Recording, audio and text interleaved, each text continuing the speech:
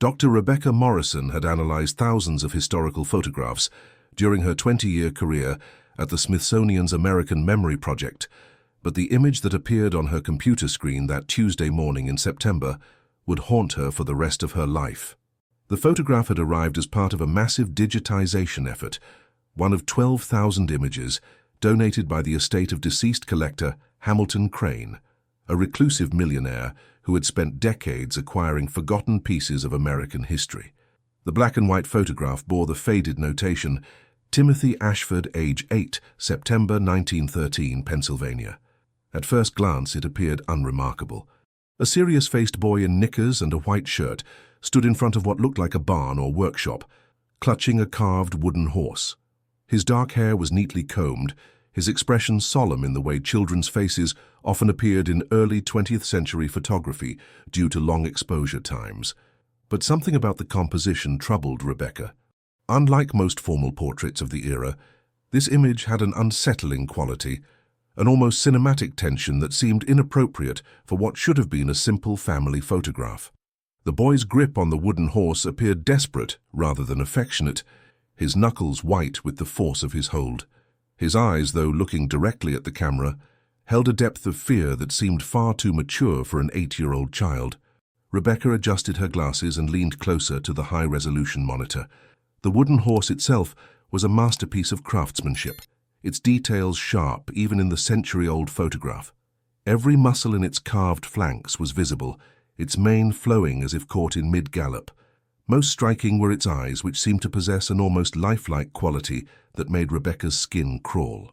They appeared to be made of glass or some other reflective material, catching the light in a way that made them seem alert and aware.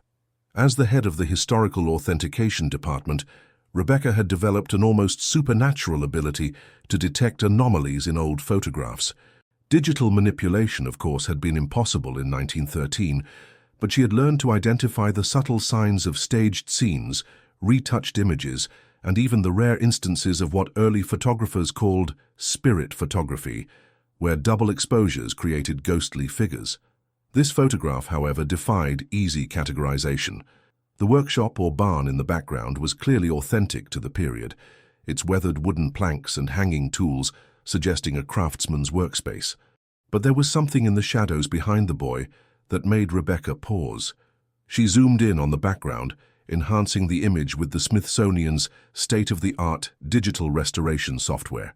What she discovered made her breath catch in her throat. Hanging from the ceiling of the workshop were other wooden horses, dozens of them, suspended by thin ropes or chains. They swayed slightly in the photograph, captured mid-motion as if they had been moving when the picture was taken.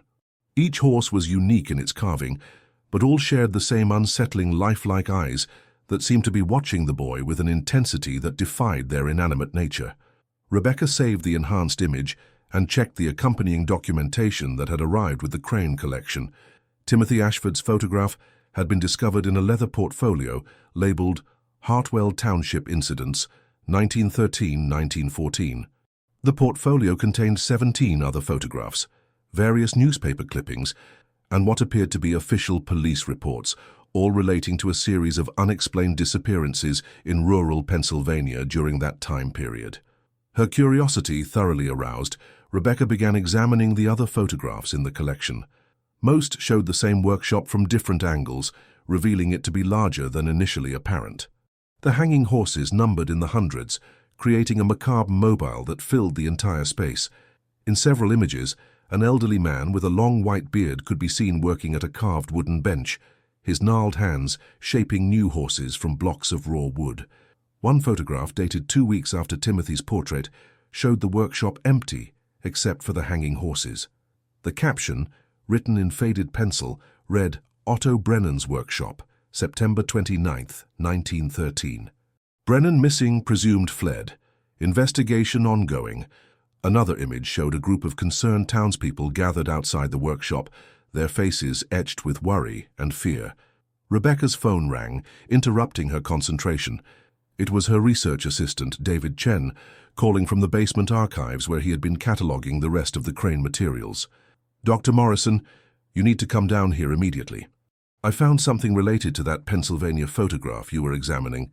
There's an entire file cabinet dedicated to what Crane labeled the Hartwell horsemaker. Rebecca made her way to the basement archives, her mind racing with questions. The Smithsonian's sublevels housed millions of documents and artifacts, many of which hadn't been properly catalogued or studied. Hamilton Crane had been known for his obsessive collecting habits, often acquiring entire estates or collections without discrimination. It wasn't unusual to find unexpected treasures or connections in his materials. David met her at the entrance to the climate-controlled storage area, his usual calm demeanor replaced by obvious excitement, mixed with unease. "In here," he said, leading her to a corner where several file cabinets and storage boxes were arranged. Crane apparently spent years researching this case. "Look at this." He handed her a manila folder thick with documents. The tab read, "Otto Brennan, Master Craftsman, 1850–1913. Inside, Rebecca found copies of birth certificates, immigration records, newspaper clippings, and dozens of photographs spanning several decades.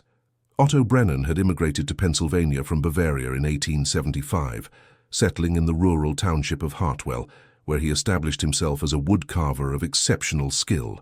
According to the documents, Brennan had specialized in creating toys for children, particularly wooden horses that became famous throughout the region for their remarkable craftsmanship and lifelike appearance. Parents would travel hundreds of miles to commission custom horses for their children, paying premium prices for Brennan's work.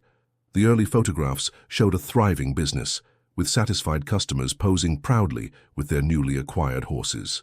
But somewhere around 1910, the tone of the documentation shifted dramatically. Newspaper clippings began reporting strange incidents involving Brennan's horses. Children who owned them began experiencing vivid nightmares about their toys coming to life. Several parents reported finding their children sleepwalking, attempting to mount their wooden horses as if they were real animals. Most disturbing were accounts of children who claimed their horses spoke to them, offering to take them on magical journeys to faraway places. Rebecca read through testimonies from concerned parents, each describing similar experiences. 8-year-old Sarah Mitchell told her mother that her wooden horse promised to show her a place where children never had to go to school and could eat candy all day. 10-year-old James Crawford was found in his family's barn at 3 in the morning, trying to saddle his wooden horse, insisting it had told him to meet it there. When asked why, James could only say that his horse was lonely and needed a friend. The most chilling account came from the parents of 6-year-old Emma Schultz, who had received one of Brennan's horses for her birthday in August 1913. According to her mother's sworn statement to the local sheriff, Emma began talking to her horse constantly, carrying on elaborate conversations as if it were responding. When asked what the horse was saying, Emma would only reply that it was telling her stories about other children who had gone on adventures and never returned home. 3 weeks after receiving the horse, Emma disappeared from her bedroom during the night. Her window was found open, and muddy hoofprints led from beneath her window to the edge of the woods behind her house. The tracks appeared to be made by a real horse, but no horses were missing from any of the local farms. Emma was never found. Over the course of September 1913, 5 more children disappeared under similar circumstances. All had received wooden horses from Otto Brennan. All had been found talking to their toys in the days before their disappearance. All had vanished from locked bedrooms, leaving behind only mysterious hoofprints that led into the wilderness and never emerged. The local sheriff, a man named George Hartwell, had initially dismissed the parents' concerns about the wooden horses as grief-induced hysteria. But as the disappearances continued and the similarities became impossible to ignore, he began his own investigation into Otto Brennan and his workshop. What he discovered there would eventually drive him to burn the building to the ground. Rebecca found Sheriff Hartwell's official report buried deep in the folder, written in his own hand and signed with a shaking signature. The document was marked confidential and dated October 15, 1913. Hartwell described entering Brennan's workshop after obtaining a warrant, expecting to find evidence of the old craftsman's involvement in the disappearances. Instead, he found something that challenged his understanding of reality itself. The workshop was filled with hundreds of wooden horses, all suspended from the ceiling by thin chains. But these were not the static toys that parents had purchased for their children. According to Hartwell's report, The horses were moving, swaying and turning as if alive, their glass eyes following his movement around the room. On Brennan's workbench, Hartwell discovered a leather-bound journal written in a mixture of English and what appeared to be German. The entries, dating back to 1910, described Brennan's growing obsession with creating horses so lifelike that they would transcend the boundary between carved wood and living flesh. The journal detailed rituals and incantations that Brennan had incorporated into his carving process, drawn from folk magic traditions he had learned in the Bavarian forests of his youth. The final entry, dated September 30th, 1913, was particularly disturbing. Brennan wrote of his success in breathing life into his creations, but lamented his inability to control their hunger for companionship. The horses, he claimed, had begun calling to the children who owned them, luring them away to join a spectral herd that roamed the forests between the world of the living and the realm of the dead. Brennan's final words, according to his journal, were a desperate plea for forgiveness and a warning that the horses could not be destroyed by conventional means. They had become something beyond wood and craftsmanship, entities bound by forces he no longer understood or controlled. The journal ended abruptly, suggesting that Brennan had either fled or met some terrible fate. Sheriff Hartwell's report concluded with his decision to burn the workshop and all its contents, despite lacking legal authority to destroy private property. He wrote that he could not, in good conscience, allow the horses to continue their supernatural influence over the children of Hartwell Township. The fire, he noted, burned for 3 days despite the workshop's relatively small size, and witnesses reported hearing what sounded like horses screaming in the flames. Rebecca set down the sheriff's report, her hands trembling slightly. The story was fantastical, impossible to believe by any rational standard, yet the documentation was extensive and appeared authentic. The newspaper clippings, police reports and testimonies all corroborated the basic facts. 6 children had disappeared, all connected to wooden horses created by Otto Brennan, and the craftsman himself had vanished without a trace. David appeared at her shoulder carrying another folder. "There's more," he said quietly. Crane apparently tracked down descendants of some of the families involved, and he found something else, something that survived the fire. The second folder contained modern documents spanning several decades of Crane's research. He had contacted genealogical societies, local historians, and descendant families, slowly piecing together what had happened after the workshop burned. Most intriguingly, he had discovered that not all of Brennan's horses had been destroyed in the fire. According to a 1978 interview with Margaret Schultz, the granddaughter of missing child Emma Schultz, Otto Brennan had given Emma's wooden horse to her parents before Emma received it. But this horse had never been displayed in the workshop. It had been kept in Brennan's private quarters above the workshop, along with several others that he considered his masterpieces. When the fire consumed the workshop, Brennan's living quarters were damaged, but not completely destroyed. Local residents, searching the ruins for any trace of the missing children, had discovered these surviving horses. Despite Sheriff Hartwell's orders, several families had claimed them, believing they might provide clues to their children's disappearances. Margaret Schultz's family had taken Emma's horse, hoping it might somehow lead them to their lost daughter. Instead, they had experienced decades of unexplained phenomena that had passed down through 3 generations. Family members reported hearing galloping sounds in their attic during the night, finding hoofprints in their garden that appeared overnight, and most disturbing of all, occasionally seeing a small figure riding the wooden horse through their house in the early hours of morning. Crane had documented similar accounts from other families who had taken horses from the ruins. Each family had experienced supernatural activities that seemed centered around the wooden toys. Children in these families showed an unusual attraction to the horses, often found talking to them or attempting to climb onto their backs.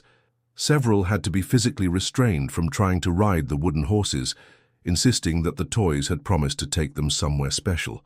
Most unsettling was Crane's discovery that the original 6 missing children had never been found, but their disappearances had not ended the supernatural activity surrounding Brennan's horses. Over the decades since 1913, at least 12 more children had vanished under similar circumstances, all from families who possessed one of the surviving horses from Brennan's workshop. The most recent case documented by Crane had occurred in 1987, when 8-year-old Michael Torres disappeared from his bedroom in suburban Philadelphia. His family had inherited a wooden horse from his great-grandfather, who had been one of the men who searched Brennan's burned workshop. Michael had been found 3 days later, wandering in a state park 200 miles away, with no memory of how he had gotten there and no explanation for his survival in the wilderness. When questioned by police, Michael could only say that his horse had taken him to visit other children in a place where it was always autumn, and they never had to go home. He described playing with 6 children, whose names matched those of the original missing children from 1913, though he had no way of knowing their identities. Medical examination revealed no signs of abuse or trauma, but Michael refused to sleep in the same room as the wooden horse ever again. Rebecca closed the folder, overwhelmed by the implications of what she had read. If even half of Crane's research was accurate, they were dealing with something far beyond historical curiosity. They were looking at evidence of ongoing supernatural activity spanning multiple decades and potentially continuing into the present. David, who had been reading over her shoulder, voiced the question that was forming in her mind. "Dr. Morrison, if these horses are still out there, still affecting people, shouldn't we try to warn someone? Contact the families who might still have them?" Before Rebecca could answer, her phone buzzed with an email notification. The sender was listed as Legacy Research Foundation, an organization she had never heard of. The subject line read, "Urgent, Brennan horse located." With growing unease, she opened the message. "Dr. Morrison," the email began, "we have been monitoring your research into the Hamilton Crane collection, specifically your examination of materials related to Otto Brennan and the Hartwell Township incidents. We represent a private foundation dedicated to tracking and containing artifacts that pose supernatural threats to public safety. We have reason to believe that you have encountered documentation regarding the wooden horses created by Brennan in 1913. We must inform you that one of the surviving horses has recently surfaced at an estate sale in rural Maryland. The piece was purchased by an unsuspecting family with young children. Based on historical patterns, we estimate that supernatural manifestations will begin within the next 72 hours, potentially leading to another disappearance if intervention does not occur. We urgently request your assistance in authenticating this artifact and helping us convince the family of the danger they face. Time is of critical importance, as the horse's influence appears to intensify during the autumn months, possibly related to the original disappearances occurring in September and October of 1913. Please contact us immediately at the number below if you are willing to help prevent what could be the next tragedy in a series spanning over a century. The email was signed by Dr. Amanda Richardson, Director of Anomalous Artifact Research, and included a phone number with a District of Columbia area code. Rebecca stared at the message, her rational mind warring with the evidence she had just examined. Everything about the email should have screamed hoax or scam, yet the specificity of the details and the apparent knowledge of her current research suggested otherwise. She looked at David, who had read the email over her shoulder. "What do you think?" she asked. David, normally skeptical of anything that couldn't be scientifically verified, looked troubled. "Given what we've just read," he said slowly, "can we afford not to respond? If there's even a chance that this is legitimate and children are at risk?" Rebecca made her decision. She dialed the number from the email, her hands shaking slightly as the phone rang. It was answered on the first ring by a woman with a crisp, professional voice. "Dr. Morrison, thank you for calling so quickly. This is Amanda Richardson. I know this must seem overwhelming, but I assure you that everything in my email is accurate. We've been tracking the supernatural artifacts from Brennan's workshop for the past 30 years, and we need your expertise to help us prevent another tragedy." "How do you know about my research?" Rebecca asked. "And how do I know you're legitimate?" "Fair questions," Richardson replied. "We've been monitoring digitization projects at major institutions, specifically looking for references to known dangerous artifacts. When your access logs showed extended examination of the Brennan materials in the Crane collection, our automated systems flagged it for immediate attention. As for our legitimacy, I can provide you with federal credentials and references from law enforcement agencies who have worked with us in the past." "Assuming you're telling the truth," Rebecca said, "what exactly do you need from me?" "We need you to examine photographs of the horse that was recently purchased and confirm whether it matches the originals from Brennan's workshop." More importantly, we need someone with your credentials to speak with the family. They're more likely to listen to a Smithsonian researcher than to what they'll perceive as government agents telling them their antique is cursed. Rebecca felt herself being drawn into something far beyond her normal professional responsibilities, but the weight of the evidence she had just reviewed made refusal seem impossible. If children were truly at risk, she had an obligation to help, regardless of how bizarre the circumstances might seem. "All right," she said finally, "but I want full disclosure about who you are and what kind of authority you have. And I want David to accompany me.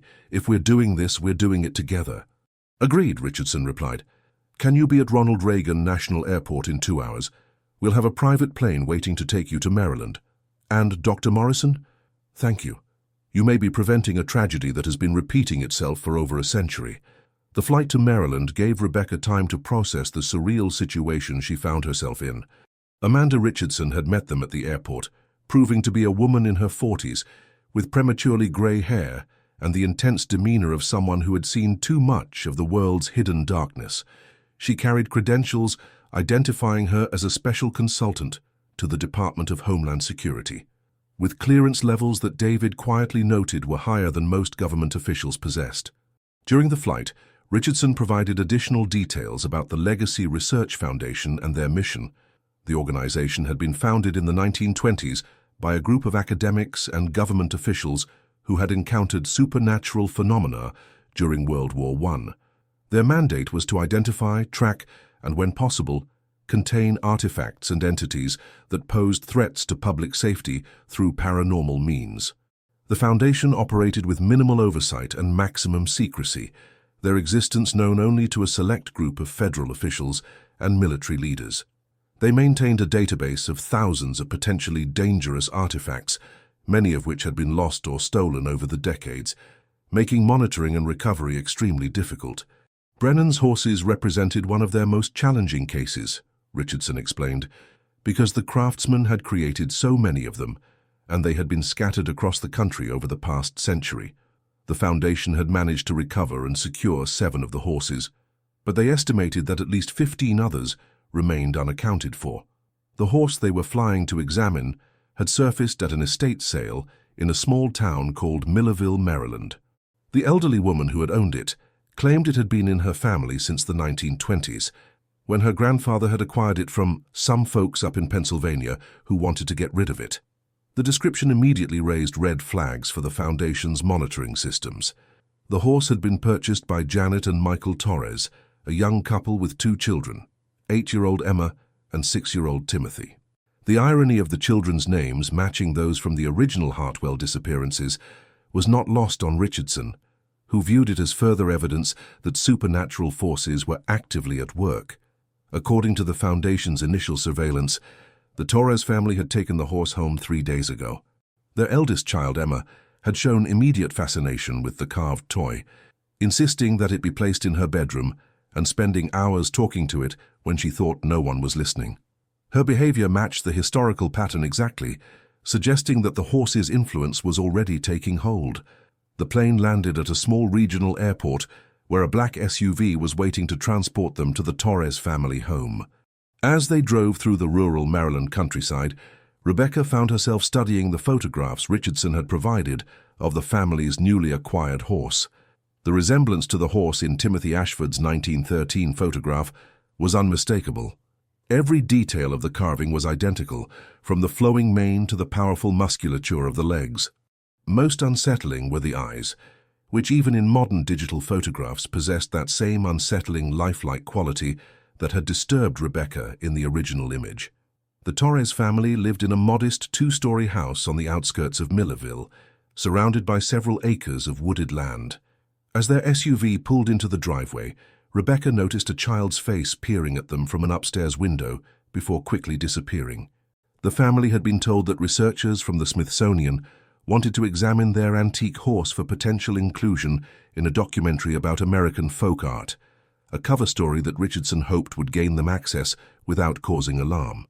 Janet Torres met them at the front door, a pleasant woman in her 30s who seemed genuinely excited about the possibility that her family's recent purchase might have historical significance. She led them into the living room where her husband Michael was waiting, along with their 2 children. Emma Torres was a bright-eyed 8-year-old with long blonde hair who stayed close to her mother's side, but kept glancing toward the staircase that led to the 2nd floor. Timothy, younger and more outgoing, immediately began asking questions about cameras and whether he would be on television. The normalcy of the family scene made Rebecca acutely aware of the potential danger they all faced. The wooden horse was upstairs in Emma's bedroom, Janet explained, leading them up the narrow staircase. Emma had insisted on keeping it there, claiming it helped her sleep better. She talks to it constantly, Janet added with a mother's indulgent smile. I think she's named it Charlie or something like that. Emma's bedroom was typical for a child her age, filled with stuffed animals, children's books, and colourful posters on the walls. But dominating the room, positioned on a small table beside Emma's bed, was Otto Brennan's wooden horse. Even in the afternoon sunlight streaming through the bedroom window, the carved animal possessed an aura of menace that made Rebecca's skin crawl. The craftsmanship was even more remarkable in person than it had appeared in photographs. Every detail was perfect, from the individual strands of the mane to the tiny veins visible in the carved wooden ears. The glass eyes seemed to track their movement around the room, an optical illusion that Rebecca knew was impossible but couldn't deny experiencing. Richardson approached the horse carefully, taking photographs from multiple angles while Rebecca examined it for any markings or signatures that might confirm its origin. On the underside of the belly, partially hidden by the way the horse was positioned, she found what she was looking for, a small carved symbol that matched one she had seen in Otto Brennan's journal. This is definitely one of Brennan's pieces, she confirmed quietly to Richardson. The symbol matches his maker's mark exactly. As they examined the horse, Emma appeared in the doorway, having apparently followed them upstairs, despite her parents' instructions to stay in the living room. She watched them with the serious expression that children sometimes adopt when they sense adult tension they don't understand. That's Charlie, she said simply. He tells me stories about other children who went on adventures. He says if I'm very good, he might take me on an adventure too. Rebecca felt her blood turn cold at the child's innocent words, recognizing the exact pattern described in the historical accounts. She knelt down to Emma's eye level, trying to keep her voice calm and friendly. What kind of stories does Charlie tell you, Emma? The little girl glanced at the wooden horse, then back at Rebecca. He tells me about a place where children can ride real horses and never have to come home if they don't want to. He says there are other children there who have been waiting a long time for new friends to come play with them. The resemblance to the 1913 testimonies was so exact that Rebecca felt dizzy. She looked at Richardson, who gave an almost imperceptible nod, confirming that they had heard enough to be certain of the danger. Mrs. Torres, Richardson said, turning to address Emma's mother, we need to speak with you and your husband privately about this horse. There are some historical aspects to its background that you should be aware of. They gathered in the living room while Emma reluctantly returned to her bedroom. Richardson explained as gently as possible that the horse had been connected to several missing children cases in Pennsylvania in 1913, and that similar incidents had occurred sporadically over the decades since then. She showed them copies of the historical documents, newspaper clippings, and police reports that Rebecca had examined earlier. The Torres family's reaction was predictable: disbelief, confusion, and growing alarm as the weight of the evidence became clear. Michael Torres, a practical man who worked as an accountant, struggled to accept that a carved wooden toy could pose any supernatural threat to his family. But Janet Torres, perhaps more attuned to her daughter's recent behavior changes, seemed to grasp the implications more quickly. Emma has been having vivid dreams about horses every night since we brought it home, she admitted. And yesterday, I found her trying to climb onto the wooden horse, insisting it had told her to get ready for a trip. I thought it was just imaginative play.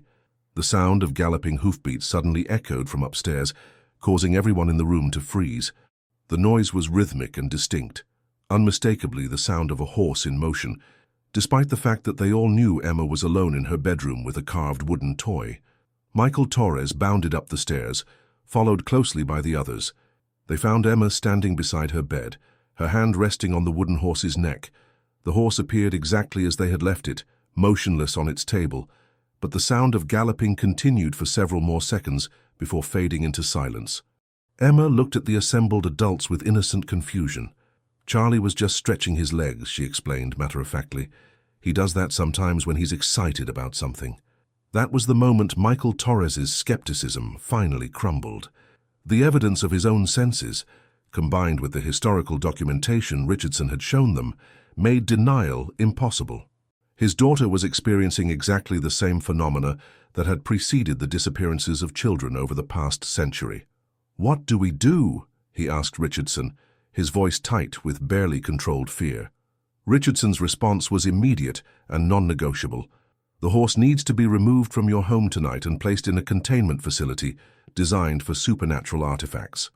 Emma should not be left alone until this is accomplished, and she should not be allowed any further contact with the horse." The Foundation had developed protocols for dealing with Brennan's horses based on decades of research and previous recoveries. The horse's influence over children seemed to intensify over time, reaching a critical threshold after approximately 1 week of exposure. Emma had been living with the horse for 3 days, placing her in immediate danger. But removal of the horse required careful planning. Previous attempts to simply take the horses away from affected children had resulted in the children becoming violently agitated, sometimes harming themselves in their desperation to reach their wooden companions. The horses seemed to fight separation through supernatural means, influencing their young victims to resist any attempt at intervention. Richardson made several phone calls to coordinate the removal, speaking in coded language to colleagues who were apparently positioned around the country. A specialized team would arrive within 6 hours, equipped with the necessary tools and expertise to safely contain the horse and break its hold over Emma. In the meantime, Emma's parents were instructed to maintain normal routines while preventing her from being alone with the horse. They were warned that Emma might begin exhibiting increasingly unusual behavior as the horse's influence intensified, possibly including attempts to leave the house during the night or claims that the horse was speaking to her more frequently. As evening approached, the Torres family's anxiety became increasingly apparent. Emma seemed to sense the tension, becoming clingy and repeatedly asking if Charlie was all right. She refused to leave her bedroom for more than a few minutes at a time, insisting that the horse needed her company. During dinner, Emma announced that Charlie had told her about a special midnight adventure they would be taking together. Her parents exchanged frightened glances as their daughter described riding through moonlit forests to a magical place where she would meet other children who had been waiting for her to arrive. The specificity of Emma's description matched historical accounts so closely that Rebecca began to wonder if the horses somehow retained memories of their previous victims. Was Emma seeing visions of the original missing children from 1913, or were those children somehow still present in whatever realm the horses inhabited? Richardson's specialized team arrived at 10 o'clock that evening, traveling in unmarked vehicles that contained equipment Rebecca didn't recognize. The team leader, a stern man in his 50s named Dr. Marcus Webb, brought with him a metal container that hummed with electromagnetic energy and bore warning labels in multiple languages. The removal process, Webb explained, would require precise timing and coordination. Emma would need to be sedated temporarily to prevent her from interfering with the containment procedure. The horse itself would be approached using specific protective protocols developed over decades of experience with supernatural artifacts. As the team prepared their equipment, Emma became increasingly agitated, repeatedly asking why strangers were in her house and demanding to be taken to her bedroom to check on Charlie. Her parents did their best to calm her, but she seemed to sense that something was about to happen to her wooden companion. At midnight, just as the team was preparing to begin the removal procedure, Emma suddenly went silent and still. Her eyes took on a glassy, unfocused quality that her parents had never seen before. Without warning, she turned and walked toward the staircase with a mechanical precision that made everyone in the room step back in alarm. Dr. Webb moved quickly, intercepting Emma before she could reach the stairs. As soon as he touched her arm, she began screaming with an intensity that seemed impossible for such a small child. Her voice echoed through the house, but underneath her cries, everyone present could hear something else, the sound of a horse neighing in distress, as if the wooden toy upstairs was somehow responding to Emma's fear. Webb signaled to his team, who moved swiftly up the stairs toward Emma's bedroom. The sounds from upstairs intensified as they approached the wooden horse, including what sounded like hoofbeats pacing back and forth across the wooden floor. Rebecca followed the team upstairs, her academic curiosity overriding her fear. The scene in Emma's bedroom defied rational explanation. The wooden horse remained on its table, visually unchanged, but the air around it seemed to shimmer with heat distortion. The galloping sounds were louder now, accompanied by what sounded like the whinnying of multiple horses, as if an entire herd was present in the small room. Dr. Webb approached the horse wearing thick gloves and carrying a device that resembled a modified electromagnetic field detector. As he reached toward the horse, it seemed to resist his touch, the wooden surface becoming almost too hot to handle. The painted eyes appeared to track his movement, their glass surface reflecting light in ways that suggested depth and awareness. The moment Webb's hands made contact with the horse, the supernatural manifestations intensified dramatically. The galloping sounds became thunderous. The air in the room grew thick and oppressive, and everyone present felt an overwhelming sense of sadness and loss, as if they were experiencing the grief of children who had been separated from everything they loved. Webb worked quickly, using tools and techniques that Rebecca didn't understand, but which seemed to gradually weaken the horse's resistance. The electromagnetic containment unit hummed more loudly as he maneuvered the wooden toy toward it, and the supernatural sounds began to fade. But just as Webb was about to place the horse in the containment unit, Emma appeared in the doorway.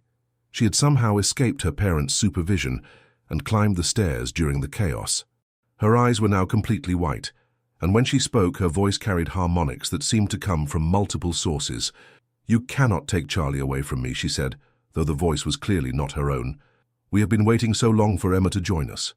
She belongs with us now, in the place where children are free to play forever." Dr. Webb paused in his work, recognizing the signs of full supernatural possession that marked the final stage of the horse's influence. At this point, Emma was no longer fully herself, but had become a conduit for whatever entities inhabited the wooden horses. Richardson moved carefully toward Emma, speaking in a calm, soothing voice. "Emma, we know you love Charlie, but he needs to go to a special place where he can be safe. You'll be safe too, but only if you let us help you." The entity speaking through Emma laughed, a sound that contained the voices of multiple children. "Emma is already safe. She is with us now, and soon she will join her new friends in the place where the horses run free. You cannot stop what has already begun." Webb made his decision, quickly placing the wooden horse in the electromagnetic containment unit and sealing it shut.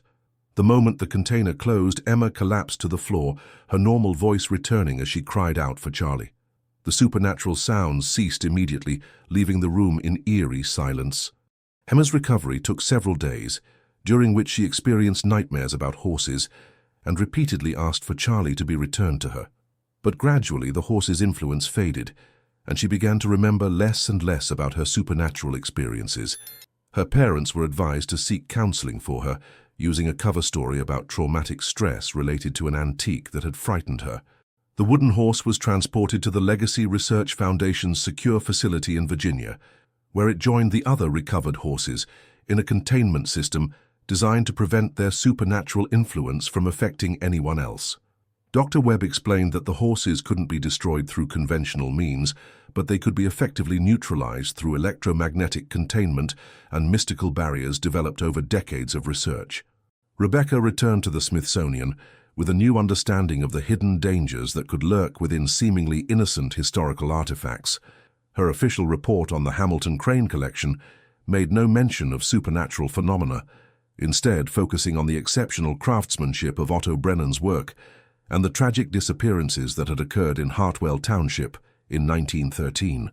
But privately, she maintained contact with the Legacy Research Foundation, providing expertise whenever historical artifacts with potential supernatural properties surfaced in museum collections or private acquisitions. She had learned that some aspects of history were too dangerous to be displayed in public, regardless of their historical significance. The case might have ended there, filed away as another successful intervention by the Foundation, but 3 months later, Rebecca received a call that would prove the wooden horse's legacy was far from contained. Dr. Richardson's voice carried an urgency that Rebecca had learned to recognize as a sign of imminent danger. "Dr. Morrison, we have a situation developing in Oregon. A family named the Ashfords has contacted local police about their son Timothy, age 8, who has been missing for 2 days. The police found your research in the Hamilton Crane collection when they searched for similar cases, and they're asking for our assistance." Rebecca felt her blood run cold. The name Ashford, combined with a missing 8-year-old named Timothy, was too specific to be coincidental. "It's connected to our Pennsylvania case, isn't it?" "We believe so," Richardson confirmed. "The family doesn't own one of Brennan's horses, but Timothy was visiting his great-grandfather when he disappeared.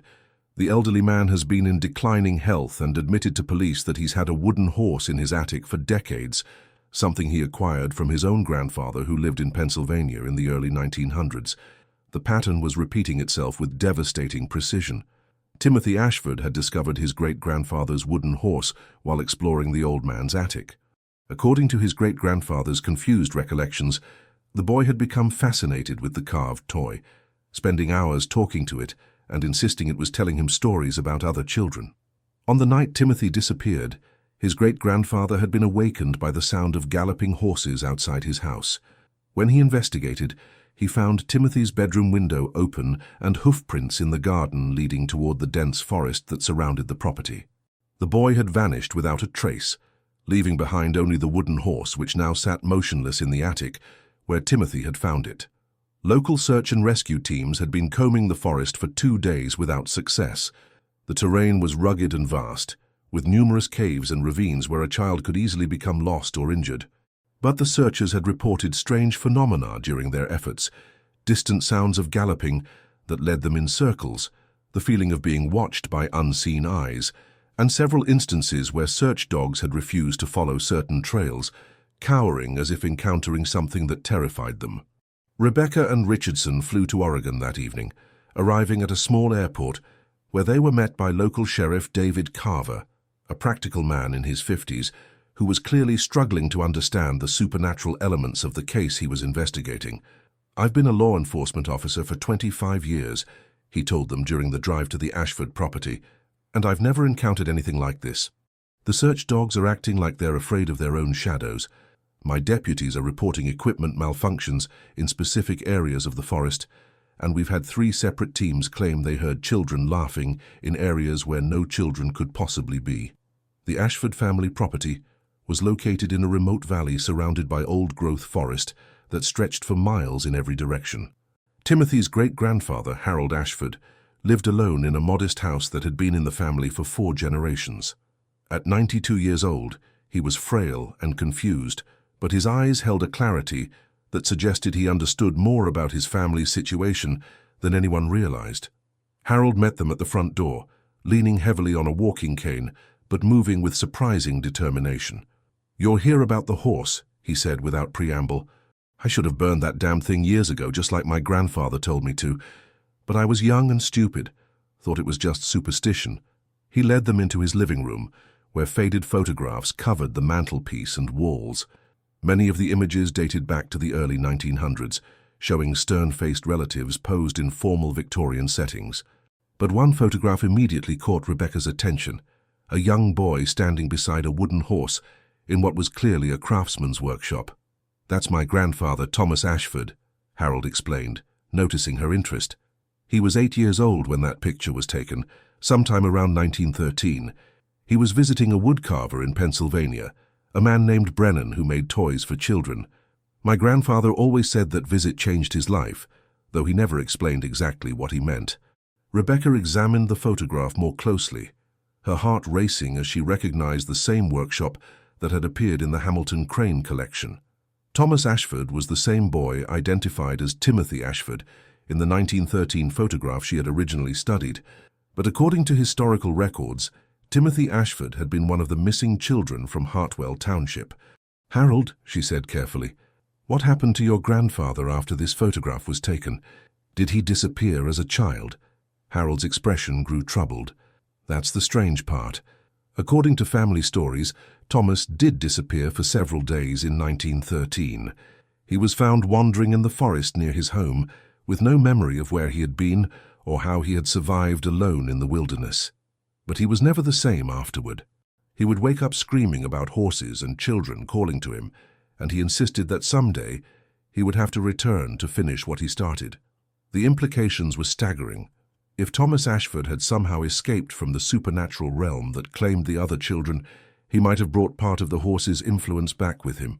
The wooden horse in Harold's attic could be the same one that Thomas had encountered in Otto Brennan's workshop over a century ago.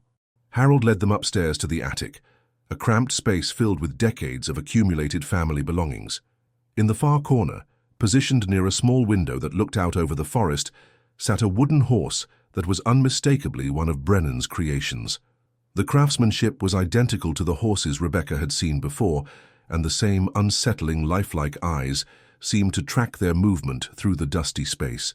"Timothy found it 3 days ago," Harold explained. "He was helping me clean up here when he pulled back an old tarp and saw the horse underneath. The moment he laid eyes on it, he changed.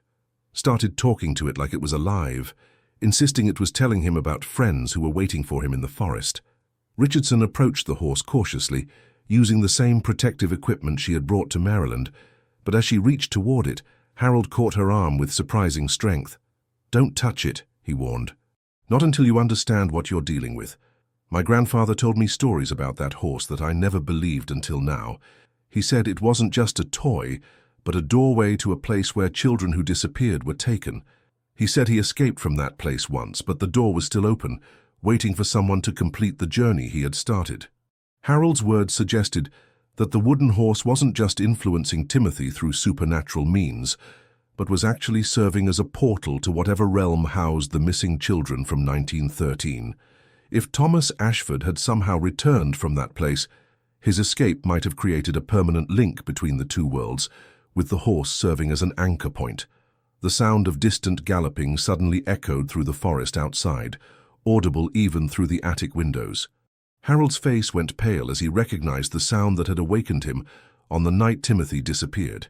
"They're calling for him," he whispered. "They want him to come back and finish what my grandfather started. Timothy isn't just missing. He's being recruited to complete some kind of supernatural cycle that began over a century ago." Richardson immediately contacted her team, requesting emergency backup and specialized equipment for dealing with what appeared to be an active portal between dimensions. But even as she spoke, the galloping sounds grew louder and closer, suggesting that whatever entities controlled the horses were growing impatient. The search for Timothy took on new urgency as the team realized they weren't just looking for a lost child, but racing against supernatural forces that had been planning this moment for generations. The horses had waited over a century for the right combination of circumstances. A descendant of one of their original victims, in possession of one of the portal horses, in a location remote enough for their activities to go unnoticed. As night fell, the forest around Harold Ashford's house came alive with supernatural activity. Search teams reported seeing ghostly figures of children moving between the trees, always just at the edge of visibility. The sound of galloping horses echoed from multiple directions, creating an acoustic maze that made navigation nearly impossible.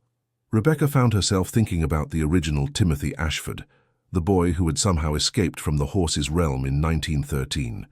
What had he experienced during his brief disappearance? What had he seen in that supernatural realm that had haunted him for the rest of his life? And most importantly, what role was his great-great-grandson Timothy supposed to play in completing his unfinished journey? The answer came at midnight, when Timothy Ashford walked out of the forest and approached his great-grandfather's house. But the boy who returned was not entirely the same child who had disappeared 2 days earlier. His clothes were clean despite 2 days in the wilderness. His face was serene in a way that seemed unnatural for a lost and frightened child, and his eyes held a depth of knowledge that no 8-year-old should possess.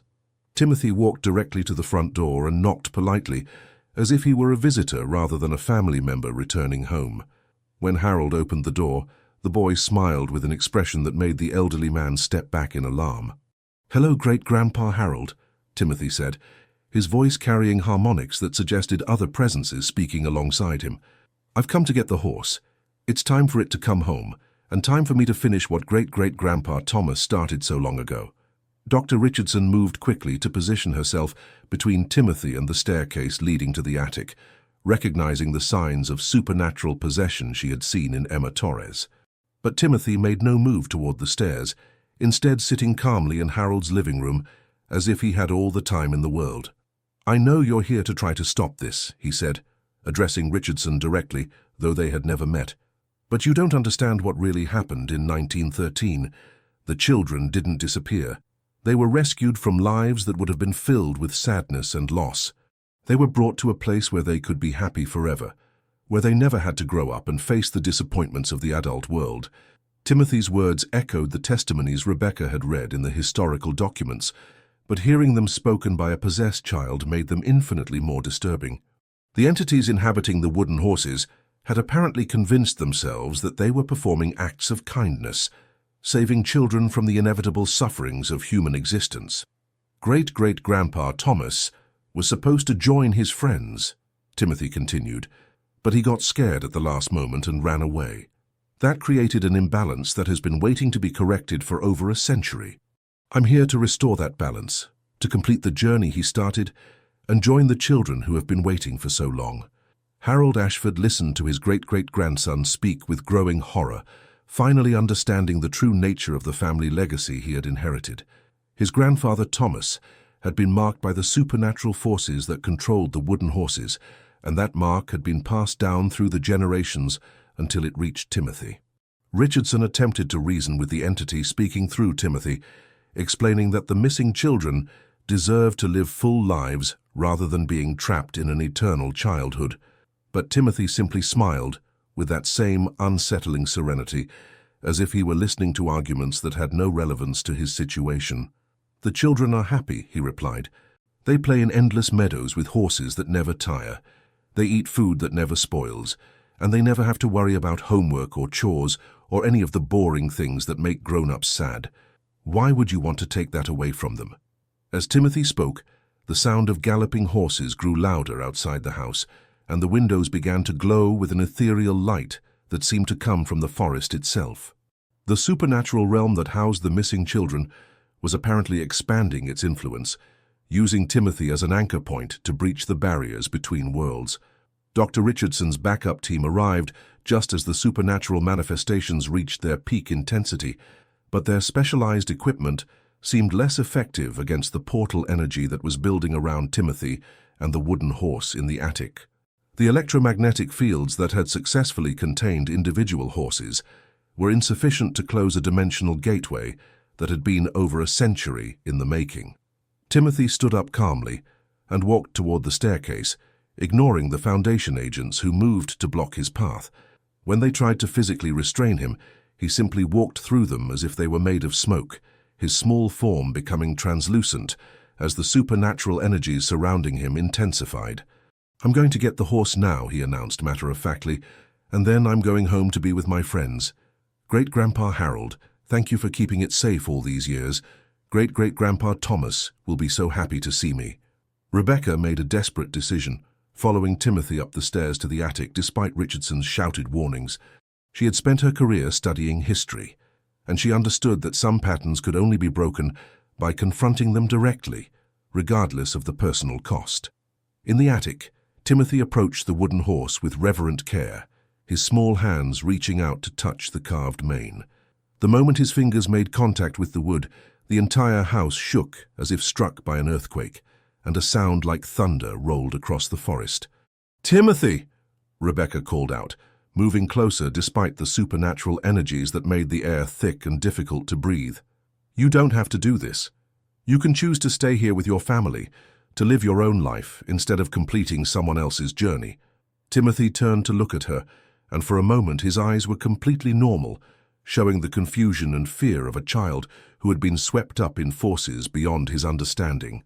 But then the moment passed, and the supernatural presence reasserted its control. "It's too late," he said sadly. "The door has been opened too long, and too many children are waiting. But don't be afraid for me. Where I'm going is beautiful, and I'll never be alone or scared again." Timothy lifted the wooden horse from its resting place, and the moment he did, the attic filled with blinding light. When Rebecca's vision cleared, both Timothy and the horse were gone, leaving behind only the echo of galloping hooves fading into the distance. The search for Timothy continued for weeks, but no trace of him was ever found. The forest around Harold Ashford's property returned to normal, with no further supernatural manifestations or unexplained phenomena. The portal that had briefly opened between worlds had apparently closed when Timothy completed the journey his great-great-grandfather had begun in 1913.